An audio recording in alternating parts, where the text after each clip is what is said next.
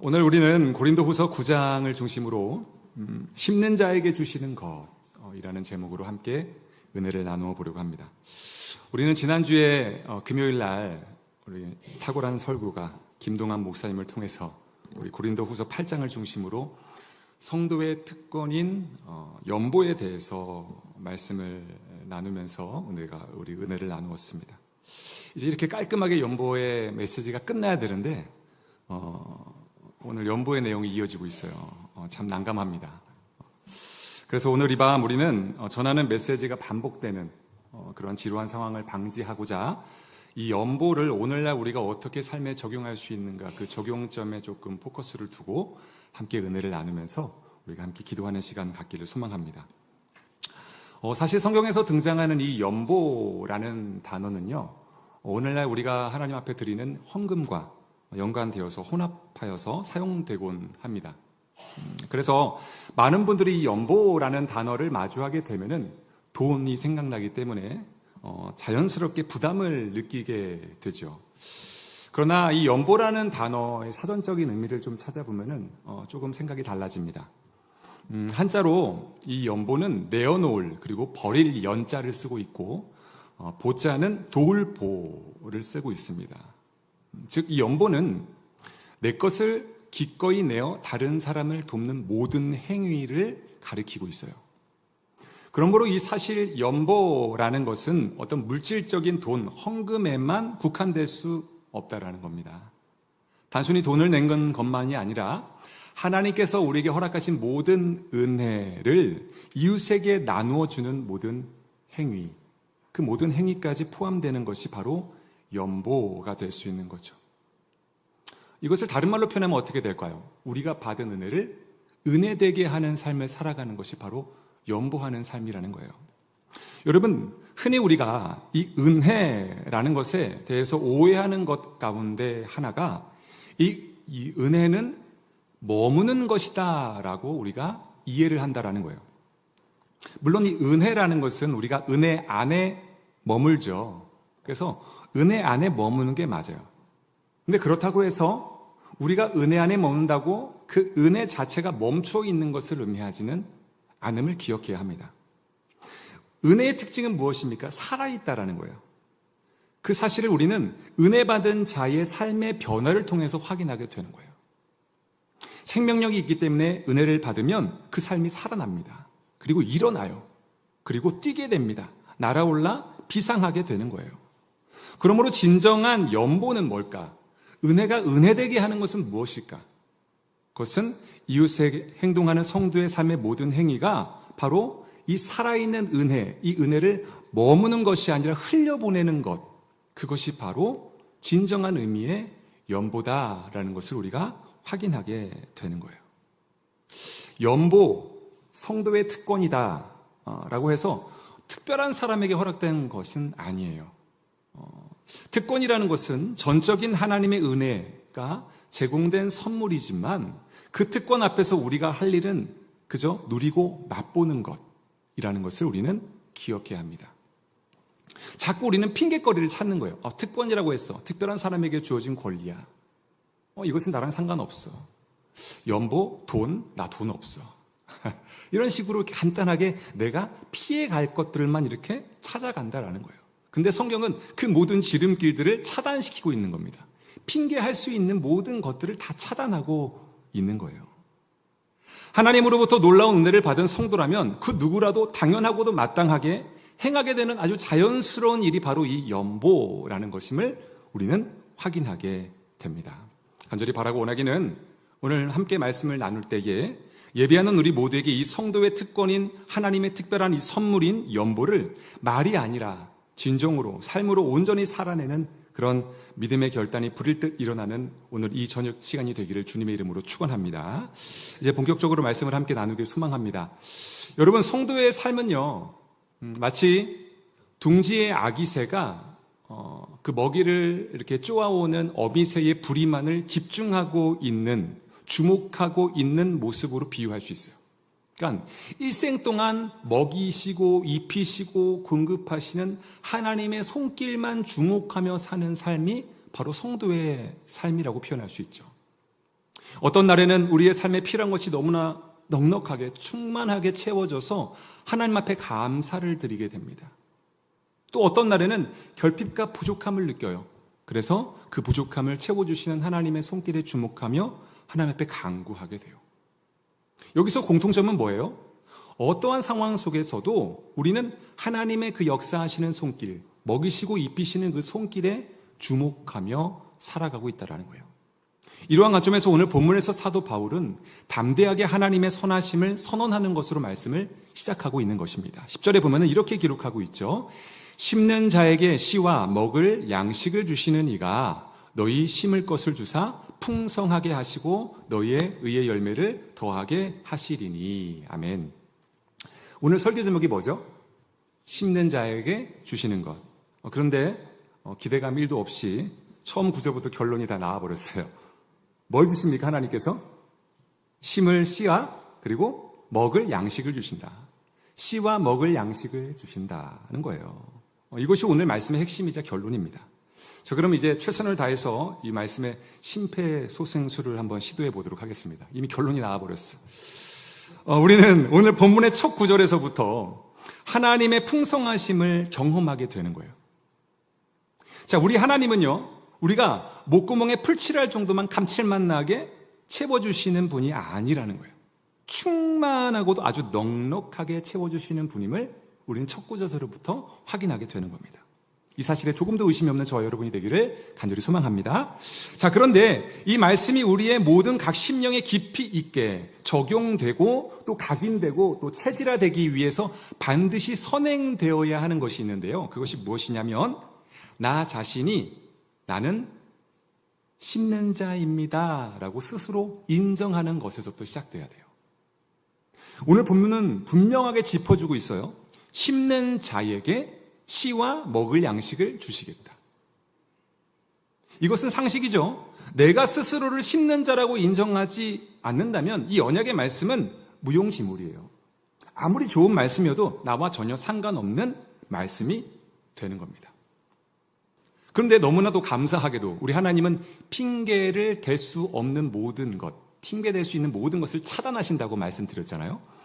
우리 하나님께서는 성경 곳곳에서 성도된 우리를 심는 자로 부르고 계세요. 나는 심는 자가 아닌 것 같은데 라고 말하고 싶은데 그럴 수 없게 만드신다는 거예요. 성경에 보면은 여러 곳곳에서 하나님께서 우리를 심는 자로 부르시고 계시는데 대표적인 예로 마태복음 13장에 씨 뿌리는 자의 비유를 들 수가 있습니다. 우리가 너무나 잘 알죠. 씨 뿌리는 자의 비유.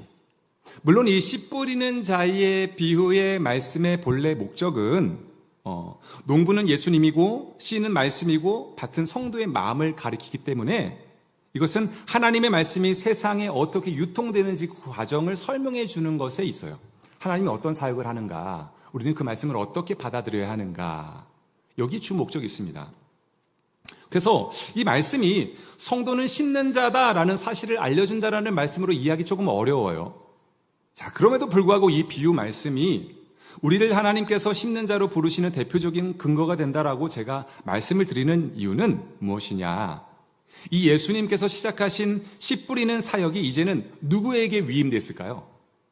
우리에게 위임이 됐다라는 거예요. 성도와 교회에게 위임이 되었기 때문에 처음에는 예수님께서 씨 뿌리는 사역을 하셨지만 그 씨 뿌리는 사역이 고스란히 누구에게 주어진 거예요? 우리에게 주어진 거예요. 이제 우리가 해야 되는 거예요.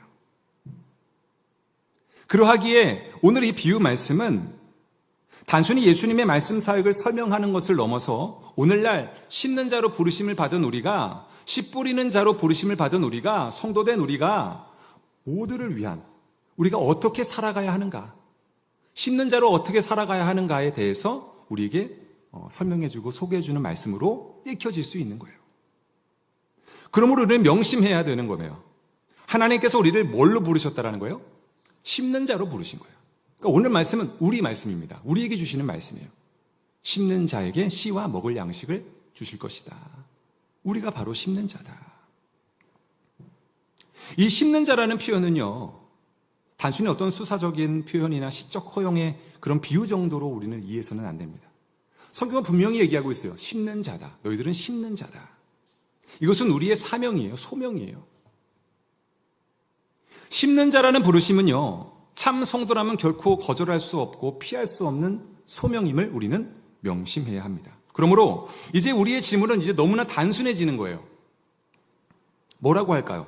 아주 단순합니다. 한번 따라해 볼까요?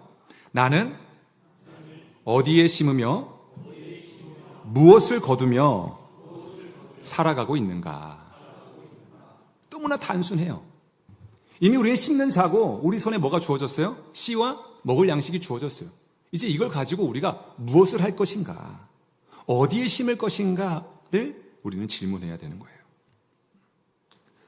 하나님은 어떠한 답변을 우리에게 듣길 원하실까? 사랑하는 성도 여러분, 우리가 날마다 심고 거두는 일, 결코 사소한 일이 아님을 기억해야 합니다. 가족에게 건네는 한마디의 말, 이웃에게 베푸는 어떤 작은 친절, 혹은 우리의 게으름과 무책임으로 인해서 심겨지는 모든 것들. 다 주님께서 심으라고 우리 손에 쥐어주신 씨앗들임을 기억해야 돼요. 그리고 그 씨앗은 반드시 열매가 되어서 우리 품에 안겨진다라는 사실을 명심해야 합니다. 여러분 혹시 이런 경험 없으십니까? 그냥 지나가는 말로 수고하십니다. 수고가 많으십니다. 참 애쓰십니다. 기도하고 있습니다. 물론 기도 진짜 하고 있어요. 말만은 게 아니라. 근데 한참 뒤에 그분이 다가오셔서 이렇게 얘기합니다. 목사님, 그때 그 말 한마디가 너무나 큰 힘이 되었습니다. 제가 목사이기 때문만은 아닐 거예요. 아마 여러분들도 이런 경험들을 하실 겁니다. 말 한마디가 천년병을 갚는다라는 말도 있듯이 그냥 우리가 무심코 던진 말 한마디가 위로의 씨앗이 되어서 어떤 한 인생을 아주 송두리째 변화시켜버리는 일들을 우리는 심심치 않게 경험하게 된다라는 거예요. 그런데 늘 긍정적인 면만 있는 게 아닌 게, 그렇죠? 부정적인 면도 너무나 많이 나타나고 있어요. 무심코 던진 말 한마디가 누군가의 마음을 상하게 하는 경우도 있습니다. 그때 우리는 깊이 절감하게 되는 거예요. 아, 내 모든 삶은 씨앗으로 심겨지고 결국 그 씨앗은 열매로 되어 다시 나에게 돌아오는구나. 이 대목에서 우리는 아주 중요한 깨달음을 얻을 수 있는데 우리에게 너무나 필요한 것 바로 영적 분별력이라는 거예요. 어떻게 이것을 분별할 것인가? 지금 내 손에 쥔 씨앗을 심어야 하는가? 아니면 버려야 하는가? 아니면 그냥 꿀꺽 삼켜야 하는가? 이것을 분별할 수 있어야 된다는 거예요. 여러분, 씨앗의 용도는 뭐예요? 먹는 용도예요? 물론 개인적으로 저는 해바라기 씨를 너무 좋아해서 먹는 용도로 사용되기도 합니다. 그런데 뭐예요? 심는 용도죠. 미래를 위해서, 내일을 위해서, 열매를 맺기 위해서 심는 용도로 사용되어져야만 해요. 그런데 문제는 우리가 이 씨앗의 용도를 자꾸 헷갈려 한다라는 것에 문제가 있습니다. 물론 먹는 것이 남는 거야 라고 말하시는 분들이 있죠. 그런데 아직 햇병아리지만 저도 15년 넘게 한 가정을 꾸려보니까 아닌 경우가 더 많더라고요. 무분별하게 먹기만 하니까 어느덧 나의 통장은 통장이 되어버려요. 여러분의 통장은 안녕하십니까? 치킨 한 번 더 먹었을 뿐인데 바닥을 돈이 없어요. 돈이 없어. 오늘 본문에서 사도 바울은요, 지난 8장에서부터 고린도 교회를 향해 예루살렘 교회를 위한 연보를 거듭해서 강조해 주고 있어요. 그들보다 상황과 여건이 훨씬 좋지 않았지만 작정된 연보를 기쁨으로 준비한 마게도니아 교회를 막 예로 들면서 막 비참하게 막 비교하면서 막 강조하고 있는 거예요. 그 본문 말씀이 바로 오늘 본문 말씀 함께 읽진 않았지만 9장 2절로 4절까지의 내용에 기록되어 있는데 우리 같이 한번 읽어보도록 하겠습니다. 이는 내가 너희의 원함을 알미라. 내가 너희를 위하여 마게도냐인들에게 아가야에서는 1년 전부터 준비하였다는 것을 자랑하였는데 과연 너희의 열심히 퍽 많은 사람들을 분발하게 하였느니라. 그런데 이 형제들을 보낸 것은 이 일에 너희를 위한 우리의 자랑이 헛되지 않고 내가 말한 것 같이 준비하게 하려 함이라. 혹 마게도냐인들이 나와 함께 가서 너희가 준비하지 아니하는 것을 보면 너희는 고사하고 우리가 이 믿던 것에 부끄러움을 당할까 두려워하노라. 아멘. 여러분, 언뜻 이 바울의 모습을 보면은 마게도냐 교회를 들먹이면서 고린도 교회를 압박하는 것처럼 느껴집니다. 그런데요, 바울의 의도는요, 결코 그들을 부끄럽게 하려는 것에 있지 않았음을 우리는 기억해야 돼요. 오히려 이미 그들 안에 있었던 그 연보의 열심이 다시금 회복되기를 간절히 간구하며 구하고 있음을 보게 되는 거예요. 너희 안에도 심을 씨앗이 이미 있다. 그러니 그 씨앗을 헛되이 묻어두지 말고 끝까지 심어라 라는 격려의 메시지가 바로 여기에 담겨져 있는 거죠. 방금 우리가 읽은 대로 고린도 교회는요, 이미 1년 전부터 예루살렘을 위한 연보를 준비했다라고 되어 있어요. 그리고 그 행위는 마게도냐 교회를 포함해 많은 사람들에게 선한 영향력과 도전을 주었다라는 것을 우리는 확인하게 됩니다. 뭐라고 되어 있어요? 퍽 많은 사람들을 분발하게 했다. 너희의 그 열심이, 연보를 위해서 작정하고 열심히 모으는 그 행위가 많은 사람들에게 귀감이 되었다라는 것을 얘기해 주고 있는 거예요. 하지만 지금은 그 열심이 어떻게 된 거예요? 식어버렸다라는 거예요. 사라져버렸다. 그래서 이 바울은 다시금 그 은혜의 불씨를 되살리기를 간절히 구했다라는 거예요. 원했던 거죠. 자, 그렇다면 우리가 여기서 확인하게 되는 것, 바울이 고린도 교회에게 요청한 연보는 구체적으로 무엇을 의미했을까? 단순히 돈이었을까? 그들이 회복되기를 바랬던 것이 단순히 물질적인 것이었을까? 그 물질을 채우는 것, 작정한 그 금액을 채우는 것이었을까? 여기에 우리는 주목을 해야 돼요. 이게 함정입니다.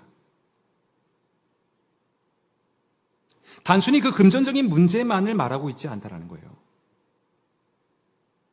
하나님께서 우리에게 맡기신 은혜의 씨앗을 심는 삶 전체를 가리키고 있는 거예요. 고린도 교회가 처음 품었던 마음, 주님을 위해서라면 아무것도 아깝지 않습니다라는 그 순전한 마음, 바로 그것이 사도 바울이 다시 일깨우고자 했던 그 연보, 고린도 교회의 연보라는 거예요. 자, 그렇다면 여러분, 우리가 받은 이 은혜의 씨앗, 우리에게도 주어졌어요. 심을 씨앗이 주어졌습니다. 이 씨앗을 그러면 우리는 어떻게 사용해야 하겠는가? 앞서 언급했듯이 씨앗의 용도는 분명해요. 먹는 게 아닙니다. 당장 배를 채우기 위한 것이 아니라 내일의 열매, 미래의 열매를 위해서 심는 용도로 사용되어야 돼요. 근데 우리는 자꾸 그 씨앗의 용도를 헷갈려 하는 거예요. 심어야 할 것을 먹어버리거나 과감히 버려야 할 씨앗들을 심는 어리석음을 반복하고 있다는 거예요. 그래서 하나님께서는 성경을 통해서 이러한 우리의 어리석음을 일깨워주기 위해 분명한 말씀을 전해주시는데 그 말씀이 갈라디아서 6장 8절의 말씀에서 확인되어집니다. 같이 한번 읽어보겠습니다. 함께 고백합니다. 자기의 육체를 위하여 심는 자는 육체로부터 썩어질 것을 거두고 성령을 위하여 심는 자는 성령으로부터 영생을 거두리라. 아멘. 자, 여기서 육체라는 단어는요, 단순히 우리의 몸만을 가리키는 것이 아니에요. 하나님 없이 나 중심으로 살려는 우리의 악한 본성을 가리킵니다. 즉, 육체를 위하여 심는다는 것은 내 욕심, 내 만족, 내 탐심을 위해서 씨앗을 심는다라는 것을 의미합니다. 여러분, 그 결과는 어떻겠습니까? 분명합니다. 처음에는 달콤해 보여도 결국 썩어질 것, 그런 썩어질 열매, 허무와 갈등과 분열을 거둘 수밖에 없는 거예요. 하지만 반대로 성령을 위해서 심는다라는 건 뭘까요? 나를 비우는 거예요. 오직 성령을 위한 선택을 하는 거예요. 육체를 위한 건 나를 위한 선택을 하는 건데 이 성령을 위해 심는 건 성령을 위해서 심는 거죠.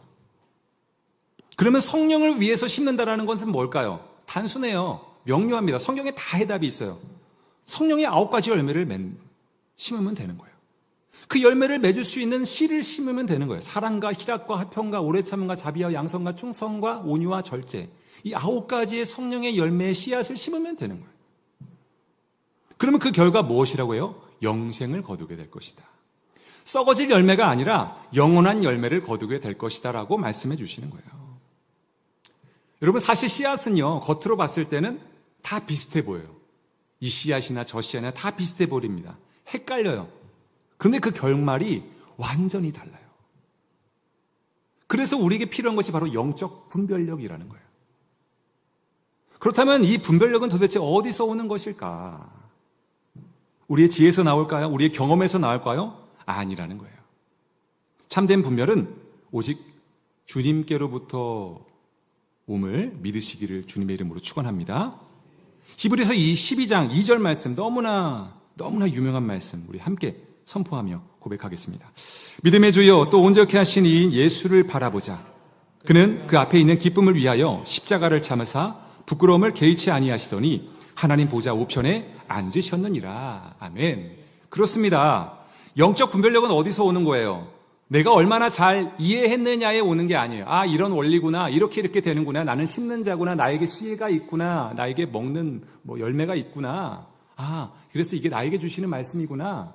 그래, 나는 육체를 위해서 심는 게 아니고 나는 성령을 위해서 심어야 되는구나. 이해하는 것, 많이 이해했다고, 제대로 이해했다고 거기서 오는 게 아니라는 거예요. 어디서 올까요, 분별력은? 주님께 오는 거예요. 주님께. 우리의 시선이 어디에 집중되어 있는가, 어디에 고정되어 있느냐에 달려있는 거예요. 씨앗이 아니라 시선에 있는 거예요. 아, 저 씨앗은 뭘까? 저 씨앗은 육체로 맺는 씨앗일까? 그냥 먹이고 삼켜야 되는 씨앗일까? 그 씨앗에 집중할 필요가 없어요. 누구에게 집중하면 돼요? 주님께 집중하면 돼요. 지금 분명히 얘기하고 있잖아요. 믿음의 주여 또 온전케 하신 이인 예수를 바라보자. 그는 어떤 분이래요? 그 앞에 있는 기쁨을 위하여 십자가를 참았대요. 부끄러움을 개의치 아니하셨대요. 하나님 보좌 우편에 앉으셨대요. 주님이 어떤 분인지를 소개하고 있어요. 세세하게. 거기에 주목하면 우리는 육체를 위하여 심을 수가 없는 거예요. 저절로 분별하게 되는 거예요. 저절로 성령의 열매를 맺기 위한 씨앗을 심게 되는 겁니다. 사랑하는 성도 여러분, 현재 누구를 바라보며 씨를 심고 계십니까? 내 욕심입니까? 아니면 주님 뜻입니까? 썩어져 금방 사라질 불완전한 것들의 시선을 빼앗기지 마시고 저 영원하고 완전한 것의 시선을 고정시키며 영생의 열매를 풍성하게 맺는 저와 여러분이 되기를 주님의 이름으로 축원합니다.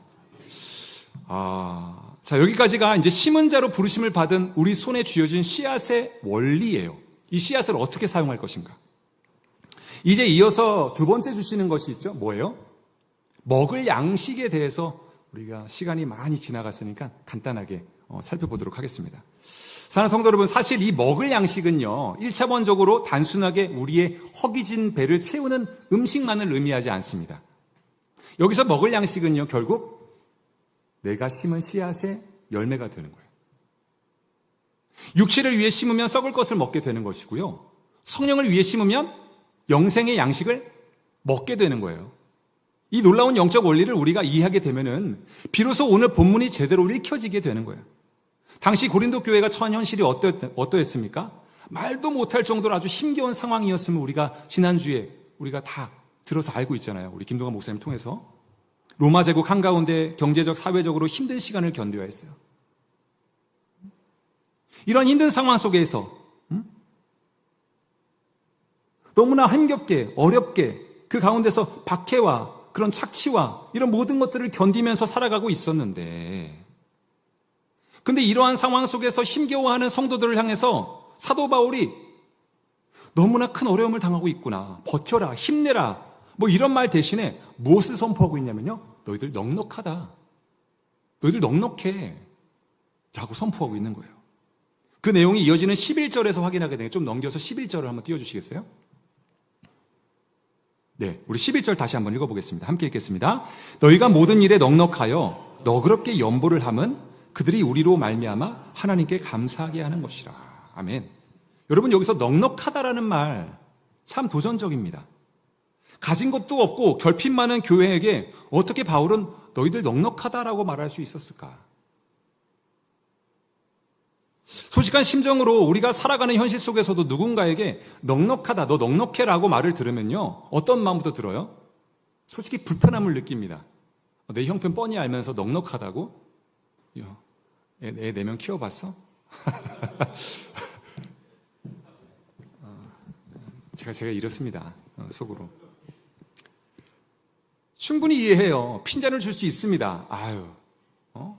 불편해. 너무 넉넉하다는 말 너무 힘듭니다. 근데 오늘 본문에서 넉넉하다는 말은요, 헬라어로 플루티조라고 있는데 단순히 재산이 많다라는 말을 의미하지 않습니다. 풍성하게 하다, 넘치게 하다라는 의미를 담고 있어요. 그러므로 우리가 어떠한 해석을 우리가 찾을 수 있냐면, 단순히 주머니 사정이 넉넉하다라는 것이 아니라 하나님께서 나에게 베풀어 주신 은혜가 넘쳐나서 그 은혜를 베풀고 나눌 수 있는 그 마음의 풍요로움, 넉넉한 여유를 가졌다라는 것으로 우리가 이해할 수 있는 거예요. 그 지금 가진 것에 만족하며 나누며 베풀며 살아가는 영적 풍요로움을 상징한다라는 거예요. 혹시 여러분 이런 경험 없으십니까? 간혹 어떤 사람을 만나면 분명히 가진 것이 아주 많은데 늘 부족하다고 습관적으로 불평하는 사람들이 있어요. 근데 반대로 어떤 분들은 가진 것이 많지 않아도 늘 웃습니다. 그러면서 그럼에도 불구하고 콩 한 족도 나누어줘요. 혹시 바로 떠오르는 그 한 분이 계시다면 참 복된 분이에요. 바라기는 저와 여러분도 그 복된 자의 반열에 설 수 있기를 간절히 소망합니다. 여러분, 아무튼 이 두 분 중에 그럼 누가 더 넉넉한 사람이라고 생각하십니까? 당연히 후자겠죠. 가진 양이 아니라 나눌 수 있는 마음의 여유, 이것이 주님께서 우리 가운데 발견하길 원하시는 넉넉함이라는 거예요. 이름은 바꿀 수 없지만 제가 아는 학교 후배 중에 한 명이 입만 열면 돈이 없다 막 푸념을 하는 거예요. 그래서 하루는 너무나 걱정이 돼서 얼마나 돈이 없길래 조심스럽게 그 재정 상태를 좀 물어봤습니다. 친하니까 물어봤어요. 도대체 어떤 상황인데 얼마 버는데. 근데 충격적이게도 그 후배 남편이 벌어오는 수입이 제 사례비의 2배였어요. 아이도 한 명이고 은행빚도 거의 없고 심지어 집도 임대주택, 아파트. 네. 속으로 얼마나 부럽던지. 그런데도 여전히 뭐라는 거예요? 없다. 입에 다 하는 거예요. 만약에 남자 후배였으면 내가 꿀밤을 한 대 이렇게 쥐어 박았을 텐데 여자 후배라서 그럴 수가 없었습니다. 넉넉함은 결코 숫자나 금액의 문제가 아님을 우리는 명심해야 돼요. 그래서 한 문장으로 한번 정리해 봤어요. 제가 좋아하는 언어 유희를 좀 담아서 같이 고백해 볼까요? 시작. 아무리 많아도 만족이 없으면 늘 부족하지만 아무리 적어도 감사가 있으면 늘 풍족합니다. 아멘. 바로 이 마음의 풍요로움, 여유로움을 소유한 사람이 하나님 앞에서 진정한 넉넉한 자로 인정받게 되는 거예요. 오늘 저와 여러분이 그러한 그 복된 자리에 서게 되기를 주님의 이름으로 축원합니다. 그러므로 이제 우리는 진정한 의미의 넉넉함을 이해하고 소유한 사람으로서 이제 11절의 말씀을 다시 한번 선포하듯이 읽을 수 있는 거예요. 우리 다시 한번 읽어볼까요? 함께 고백합니다. 너희가 모든 일에 넉넉하여 너그럽게 연보함은 그들이 우리로 말미암아 하나님께 감사하게 하는 것이라. 아멘. 자, 이제 제대로 보이는 거예요. 이제 제대로 보여요. 너그럽게 연보함은 이라고 연결되고 있어요. 즉 넉넉함은 반드시 너그러움으로 나타나게 되는 거예요. 내 안에 있는 영적 풍요가 흘러넘쳐서 다른 사람을 향한 너그러운 나눔으로 자연스럽게 이어지게 된다는 것을 우리는 확인하게 됩니다. 그 결과가 무엇입니까? 11절 하반절에 그들이 우리로 말미암아 하나님께 감사하게 될 것이다. 결국 하나님이 주신 넉넉함은 너그러움으로 표현되고 그것이 다른 사람의 감사와 하나님께 영광이 된다는 거예요. 이 영적 순환, 이것을 우리는 기억해야 되는 거예요. 내게 채워주신 은혜, 이 씨앗이 나눔으로 흘러갑니다. 심는 것으로 흘러가요. 그래서 그 나눔이 이웃에게 뭐가 되는 거예요? 감사가 되는 거예요. 그리고 그것이 다시 하나님께 영광이 되는 거예요. 바로 이것이 심는 자에게 주시는 것, 씨와 먹을 양식의 정체입니다. 그래서 사도 바울은 이어지는 12절로 13절에 이렇게 선언하고 있는 거예요.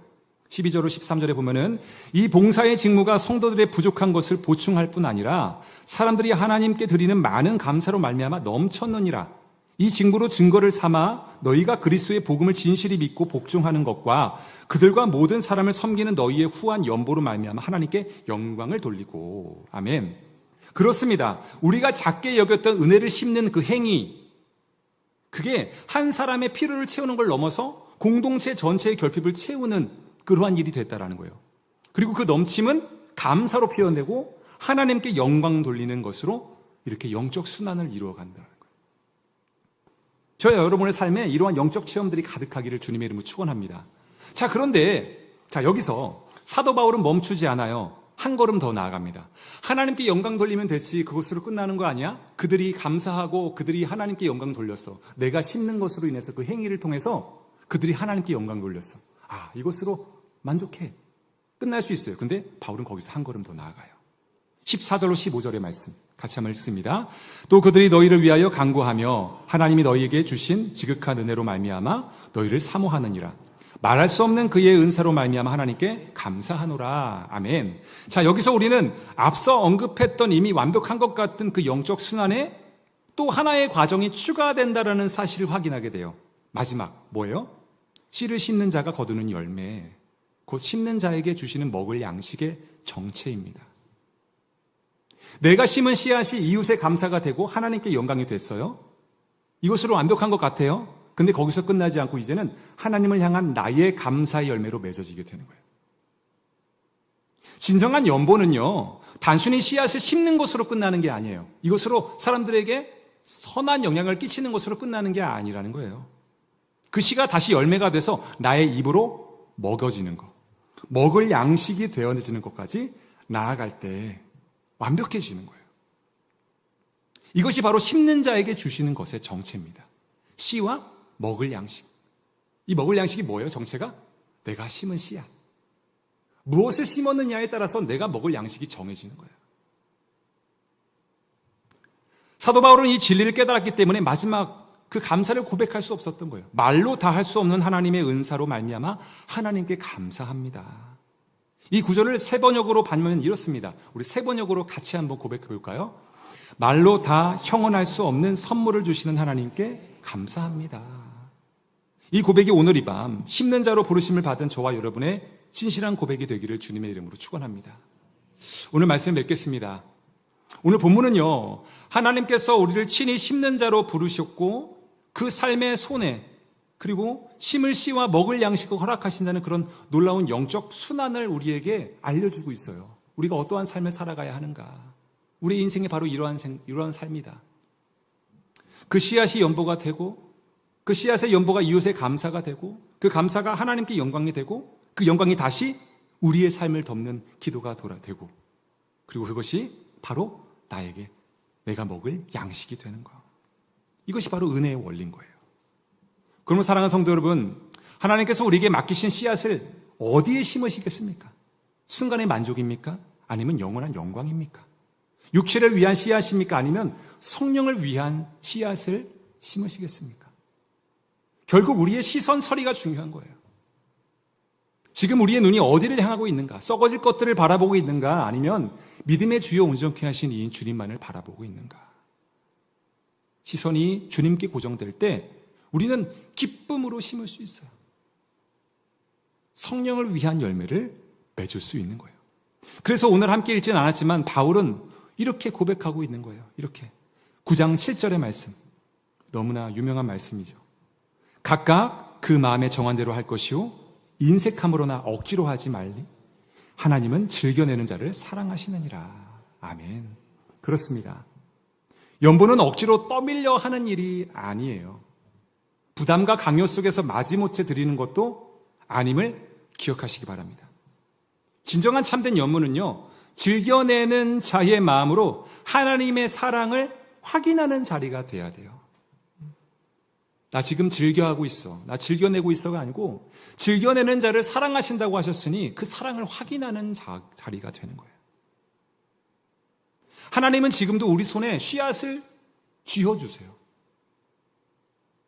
그 씨앗은 인색함이나 억지가 아니라 즐거움으로 심을 때 풍성한 의의 열매를 맺게 됩니다. 사랑하는 성도 여러분, 오늘 밤 하나님께서 주신 씨앗을 어디에 심으시겠습니까? 순간의 만족입니까? 아니면 영원한 영광입니까? 육체를 위한 씨앗입니까? 아니면 성령을 위한 씨앗입니까? 오늘 이 밤 나의 삶을 돌아보면서 주님께서 주신 은혜의 씨앗을 인색함이나 억지가 아니라 즐거운 마음으로 심겠다는 결단에 드리는 기도를 드리는 저와 여러분이 되기를 간절히 소망합니다. 심는 자에게 주는 것 뭐예요? 두 가지?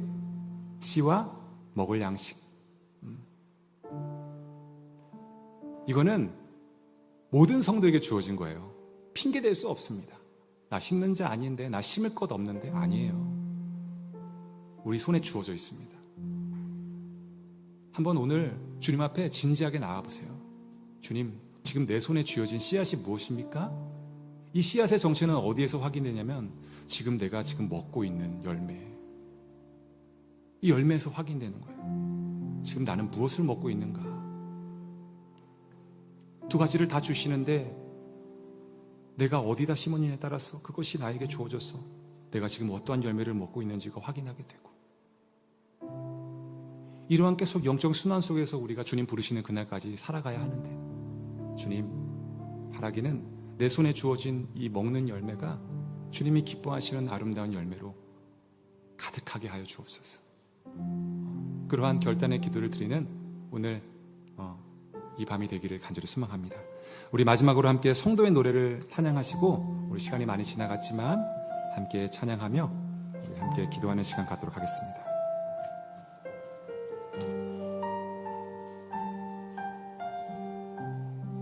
환난과 고난, 환난과 고난, 수고로움 속에도 성도는 그 믿음을 지켰네.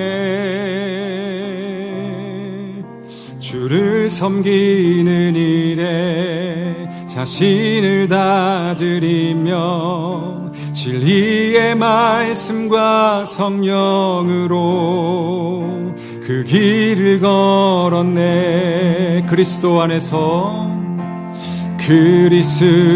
안에서 새롭게 하시고 그리스도로 인하여 자유케 되었네.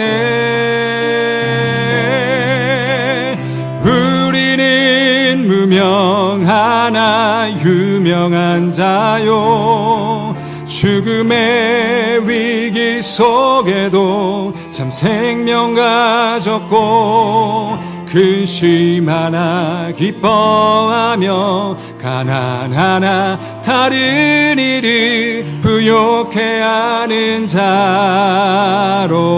우리는 무명하나 유명한 자요, 죽음의 위기 속에도 참 생명 가졌고 근심 하나 기뻐하며 가난 하나 다른 일을 부욕해 하는 자로다. 모든 것 가진 자로다. 모든 것 가진 자로다. 마지막 고백합니다. 모든 것 가진 자로다. 모든 것 가진 자로다. 아멘, 아멘. 이 고백이 오늘 우리의 고백이 되기를 간절히 소망합니다. 이제 우리가 함께 기도할 때에 하나님께서 우리에게 허락하신 은혜의 씨앗들을 떠올리며 우리 결단의 기도를 주님 앞에 드리길 소망합니다. 우리는 좋든 싫든 심고 거두는 인생을 살아갑니다.